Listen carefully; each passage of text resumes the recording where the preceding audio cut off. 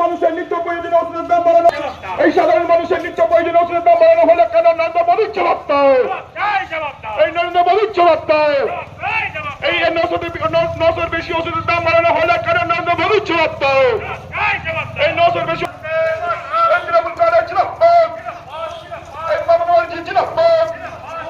এই নিত্য প্রয়োজনীয় ওষুধের দাম বাড়ানো হলে কেন নরেন্দ্র মোদীর জবাব দাও, নিত্য প্রয়োজনীয় জরুরি ওষুধের দাম বাড়ানো হলে কেন নরেন্দ্র মোদীর জবাব দাও।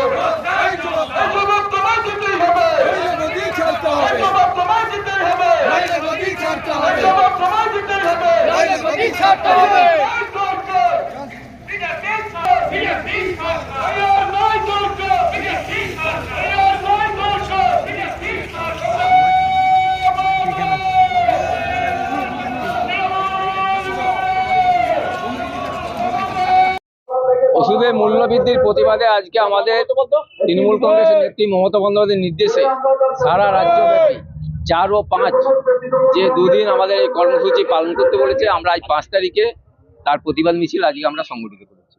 কত মানুষের সমাগম রয়েছে? আছে প্রায় 1500-এর মতো মানুষ সমাগম। বার্তা দিচ্ছেন কেন্দ্র সরকার বার্তা দিচ্ছে আমরা মরিনে, আমরা বেঁচে আছি, আমরা সারা বছর মানুষের পাশেই আছি। আপনার নাম? নবকুমার সামন্ত।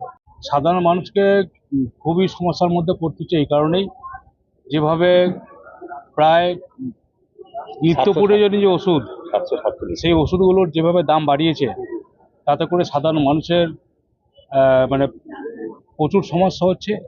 এতে করে আমাদের মাননীয় মুখ্যমন্ত্রী মমতা বন্দ্যোপাধ্যায় একমাত্র মুখ, যে যিনি সারা বাংলায় তৃণমূল কংগ্রেস সহ সাধারণ কর্মীদেরকে রাস্তায় নামতে বলেছেন। এবং আজকে 4-5 তারিখ আমরা গতকালও করেছি এবং আজ 5 তারিখ আমরা মূল্যবৃদ্ধির ওষুধের যে মূল্যবৃদ্ধি তার বিরুদ্ধে আমরা মিছিলে নেমেছি। এবং সাধারণ মানুষকে বলবো যে আমাদের মাননীয় মুখ্যমন্ত্রী মমতা বন্দ্যোপাধ্যায় আপনাদের সঙ্গে আছে।